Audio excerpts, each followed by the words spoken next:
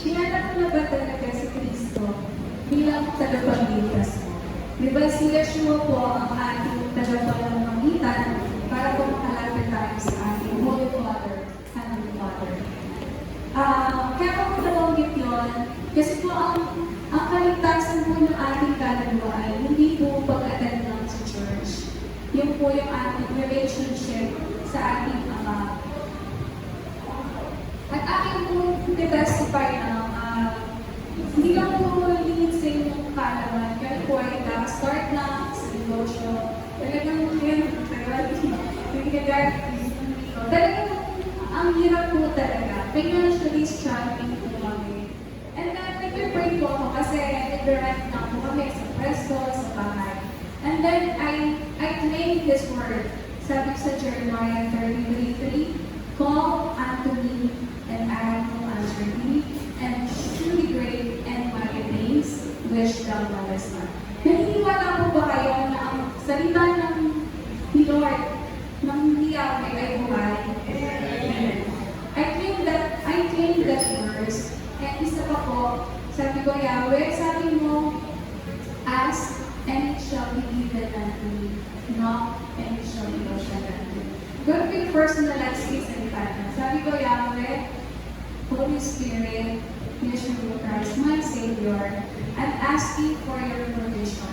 I don't know kung paano, ang dami talagang bayarin. Alam niyo po, habang pinanilang po ako nun, somebody texted me, Jules, kumusta ka na? Yan. Pero ayaw na po-mention yung pangalan. Di ba masarap po yun, no? When you help other people, huwag mo nang, sabi nga, nagbibigay ng kanang kamay, huwag nang malaman ng kaliwang kamay. Ano po yan? Yung character na pagiging mapagpapumuka. Ayan. Yung yun. Sabi nga, kumusta ka na? Ayan. Sabi ko, okay lang ako. Kung ikaw mo kumusta. Kumusta ang negosyo? Ayan. Tapos sabi ko, okay ka ba na malaman? Fighting. Tapos, inulit niya, okay ka lang ba? Kumusta ka? Sabi ko, honestly, ang dami ko, andyan si Bill, si Judith, sa aking Jonah, hindi ko yan mga bayanin na po. And then sabi niya, bigyan daw niya akong naalala ko. Sabi ko, siguro kaya pinaalala ako ni Lord sa'yo, pag-pray mo ako. Sabi ko niya sa akin. And then ano siya, sabi ni Lord sa amin, tulungan kita. Kinikilabutan po ako.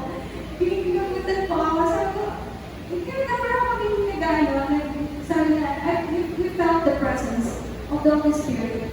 Imagine niya, di ba, out of the blue, alas 12 po ng ating gabi. I was praying, no? Sabi ko, Lord, napakawin mo, napakadami lang po. Kamang-kamang.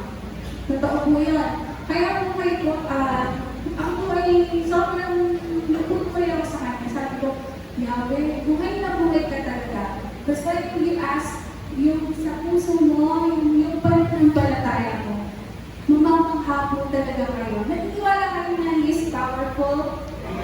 Talaga po, grabe, I was amazed. Sabi ko, tapos sabi niya, sabi ni Lord, tulungan, tapos mo sabihin. Hindi ka sharing na, no? Pero I need to praise Yahweh.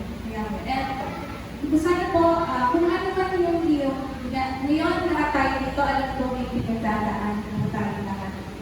Sana ma-bless po tayo ng song na ang ating pinaglilingkuran ng buhay sa Yahweh. Kamang-kamang po siya, very powerful po siya. Sana ma-experience din po na ng bawat isa, and we will be covered by the blood of Yeshua, Holy Spirit, and yung mga angels po, katutok po natin yan. Basta magtiwala lang po tayo. And ito po yung makunin ko sa ating